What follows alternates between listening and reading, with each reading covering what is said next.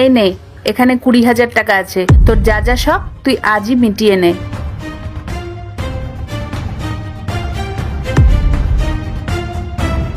20,000 টাকা? কিন্তু এখানে তো 30,000 টাকা আছে। মা মনে হয় ভুল করে 10,000 টাকা আমাকে বেশি দিয়ে দিয়েছে। যাক, আজকে শপিংয়ে যাওয়া যাবে। থ্যাংক ইউ মা। ঋষি, এই নে 20,000 টাকা।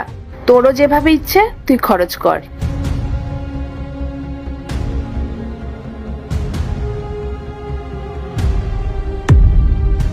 জিয়া, মা মনে হয় ভুল করে 10,000 টাকা বেশি দিয়ে ফেলেছে। চুপ, একদম চুপ। আর একটা কথাও বলবে না।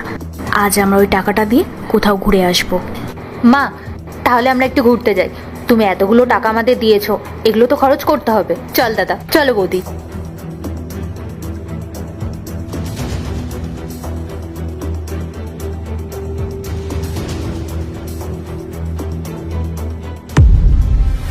ইন্দ্র, এই নে, এখানে 20,000 টাকা আছে। তোর প্রয়োজন মতো তুই যা ইচ্ছে খরচ করিস। নিজের পছন্দ মতো খরচ কর, তাতে কোনো বাধা নেই। অনেক ধন্যবাদ মা।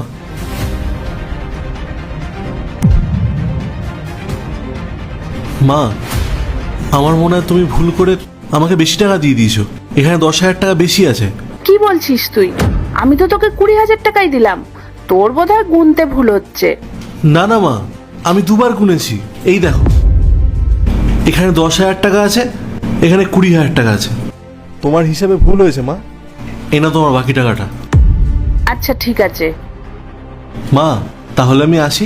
এই টাকাটা দিয়ে একটা প্রয়োজনীয় কাজ করব। যা। অবশেষে আমি আমার সম্পত্তির যোগ্য উত্তরাধিকারী খুঁজে পেয়েছি। তবে তার সততার শেষ পরীক্ষাটা আমাকে নিতেই হবে। তা বল, তোদের যে আমি টাকাগুলো দিয়েছিলাম তা তোরা কিভাবে খরচ করলি? মা, তুমি যে টাকাটা আমাকে দিয়েছিলে সেই টাকা থেকে কিছু টাকা দিয়ে আমি একটু শপিং করেছি আর একটা রেস্টুরেন্টে গিয়ে লাঞ্চ করেছি। অনেক মজা করেছি। কিন্তু মা, আমি একা মজা করিনি। বাকি যে টাকাটা আমার কাছে ছিল, আমি যখন বাড়ি ফিরছিলাম তখন রাস্তায় কিছু অসহায় দরিদ্র মানুষকে আমি দেখেছি। আমি তাদের রাতের খাবার কিনে দিয়েছি।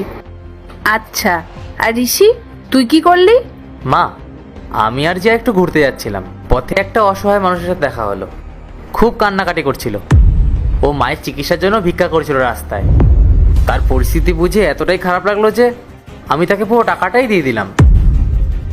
যাই হোক, মায়ের জীবন বাঁচানোটা বেশি জরুরি, তাই না? পার্ট 2 দেখতে সাবস্ক্রাইব করো ভেলকু 78M।